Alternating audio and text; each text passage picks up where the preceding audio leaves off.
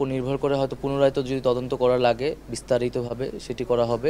আসসালামু আলাইকুম। 2024 সালের এইচএসসি শিক্ষার্থী বন্ধুরা, তোমাদের অটো পাসের বিষয়টি নিয়ে অথবা যে কয়টা পরীক্ষা দিয়েছো সেই পরীক্ষাগুলো নিয়ে, তোমাদের সেই পরীক্ষার রেজাল্টগুলো নিয়ে একটা তোমাদের পয়েন্ট কিংবা গ্রেড দেওয়ার সম্ভাবনা রয়েছে বা জিপি রয়েছে। তোমরা এটা দাবি করেছো যে আমাদের এভাবে দেওয়া হোক।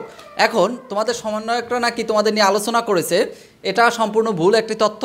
প্রধান সমন্বয়করা এখন পর্যন্ত আলোচনা করেছে কারা?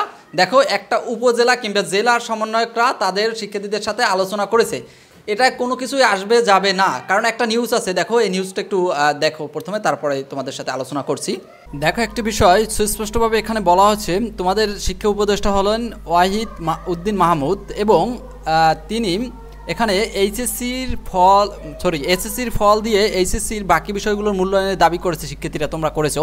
এখন মজার বিষয় হচ্ছে এখানে যে দেখো, শিক্ষা বোর্ডের অনেকে আবার পদত্যাগও চাইছিল প্রফেসর তপন কুমার সরকারের, কারণ তিনি হচ্ছেন তোমাদের শিক্ষা বোর্ডের প্রধান। কিন্তু সে স্পষ্টভাবে বলে দিয়েছে যে এ বিষয়ে তপন কুমার সরকার রাতে সমকালকে বলেন, এইচএসসির বাকি পরীক্ষাগুলোর রুটিন শিক্ষা মন্ত্রণালয়ের মাধ্যমে সরকারের প্রধানের উপদেষ্টার কাছে যখন পাঠানো হয় তখন আমরা এর বিকল্প প্রস্তাবও দিয়েছিলাম। দেখো, বিকল্প প্রস্তাব দিয়েছিল যে পরীক্ষা না নিয়ে অন্য কোনোভাবে তাদের রেজাল্ট দেওয়ার জন্য, কিন্তু তখন প্রধান উপদেষ্টা পরীক্ষা গ্রহণের পক্ষে মত দেন যে পরীক্ষাই নাও, এটাই বলছে। প্রধান উপদেষ্টাকে তোমরা জানো যে প্রধান উপদেষ্টা হচ্ছে ডক্টর মোহাম্মদ ইউনূস স্যার, এবং তিনি সরাসরি কোনোদিনও বলতে পারে না যে অটো পাস দেওয়া হোক। তাহলে তার যে অবস্থান সেখান থেকে এটা বলতে পারে না। কিন্তু কিভাবে তোমরা আদায় করে নিতে পারবা সেটা হচ্ছে, এক্ষেত্রে শিক্ষা বোর্ডগুলোর কিছু করার নেই, কিন্তু শিক্ষা বোর্ড চলে কিন্তু তোমাদের প্রধান উপদেষ্টার কথায়, অথবা শিক্ষা যে উপদেষ্টা এখন বর্তমানে হয়েছে যে ওয়াহিদ উদ্দিন মাহমুদ স্যার, তিনি হচ্ছে শিক্ষা উপদেষ্টা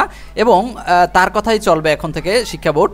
তিনি এখানে আরেকটু অ্যাড করেছে, এটাই হচ্ছে তোমাদের ভরসার জায়গা, যে এ বিষয়ে প্রধান উপদেষ্টা অথবা শিক্ষা উপদেষ্টার সিদ্ধান্ত নিতে পারেন। শিক্ষা উপদেষ্টা যদি সিদ্ধান্ত নেয় তাহলে তোমাদের যে পরীক্ষাগুলো হয়েছে সেই পরীক্ষাগুলোর উপর ভিত্তি করে তোমাদের একটা রেজাল্ট দিতে পারে, অথবা এসএসসির ফলের উপরও দিতে পারে। দেখো, বিষয়টা দেখলে তার মানে কি, এখন পর্যন্ত যে তোমাদের মেইন সমন্বয়ক, অর্থাৎ শিক্ষার্থীদের যে মেইন সমন্বয়ক আছে, সার্জিস ভাই আছে, নাহিদ ভাই আছে, হাসনাত আবদুল্লাহ আছে, এই ভাইদের সাথে কেউ আলাপ করে নাই এখন পর্যন্ত এই বিষয়টা নিয়ে। এখন এখানে তোমরা একটু দেখছো এই নিউজটা শেষের দিকে, যে প্রধান সমন্বয়ক অর্থাৎ ডক্টর মোহাম্মদ ইউনূস স্যার কিংবা শিক্ষা উপদেষ্টা যিনি আছেন তিনি একমাত্র পারবেন তোমাদের এই বিষয়ে সিদ্ধান্ত নিতে। এখন তাদের কাছে তো তোমার পৌঁছতে হবে, তাই না? শিক্ষা বোর্ড প্রস্তাব করেছিল কিন্তু শিক্ষা বোর্ডের প্রস্তাবটা মানে নাই। এখন তোমরা শিক্ষার্থীরা একটা প্রস্তাব করে দেখো প্রধান উপদেষ্টাকে, কিন্তু সেটা মানে নাই। এখন তোমরা শিক্ষার্থীরা একটা শিক্ষা উপদেষ্টাকে একটা তোমরা প্রস্তাব করে দেখো মানে কিনা। কীভাবে করবা সেটা তোমরা গেলেই হবে না, শুধু তোমরা দুইজন নাহিদ ভাই কিংবা আসিফ ভাই অথবা সারজিৎ ভাইয়ের সাথে আলোচনা করো। প্রথম থেকে আমি বলতেছি, যদি তোমরা ভালো একটা সমাধান পেতে চাও তাদের সাথে আলোচনা করে তাদের নিয়ে তারপরে চলে যাও তোমরা শিক্ষা উপদেষ্টার সাথে। সরাসরি শিক্ষা উপদেষ্টার মুখ থেকে শুনবা এবং তোমরা সরাসরি তার সাথে কথা বলবা, সেটাই কিন্তু বেস্ট হবে। দেখো, অনেক ক্ষেত্রে মিটিং হয়েছে, আমরা শুনি মিটিং হয়েছে।